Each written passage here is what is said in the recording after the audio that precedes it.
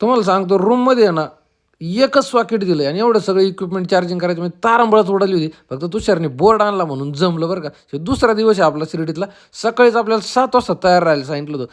7:30 वाजता आपण बाहेर आलो. कारण आहे ना आपल्याला फायर शॉट जे आहे ना, कसे मस्त फटाकडे हवेत उडतात कलरचे, कलर शॉट ते घ्यायचे होते. पण इथं कोणीच नव्हतं. फक्त आम्ही दोघंच होतो. ड्रोन फ्लाय केलं, लोकेशन मारून घेतलं.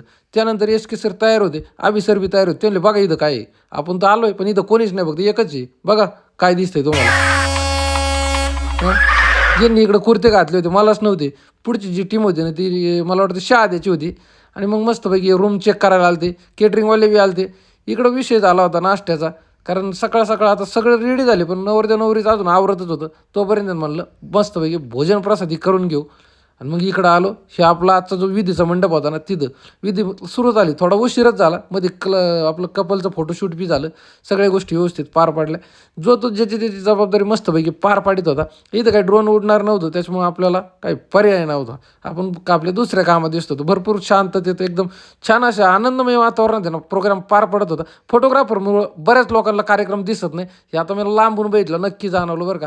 फेरे मस्तपैकी पार पडले आणि त्यानंतर परत एकदा मस्तपैकी भोजन प्रसादी झाली. मग काय परत एकदा विधी होणार होता. म्हणजे शुभमंगल सावधान, ज्याला मंगलाष्टक म्हणतो आपण. आपण ड्रोन फ्लाय केलं आणि मध्ये-मध्ये जे फुटेज असतं कटकट वाटतं ना, त्याचं कारण असं आहे काम करताना ज्या कामासाठी आपण गेलो ना ते अगोदर करायचं. मग उरल्या वेळात आपण असे शॉट घेत असतो बरं का.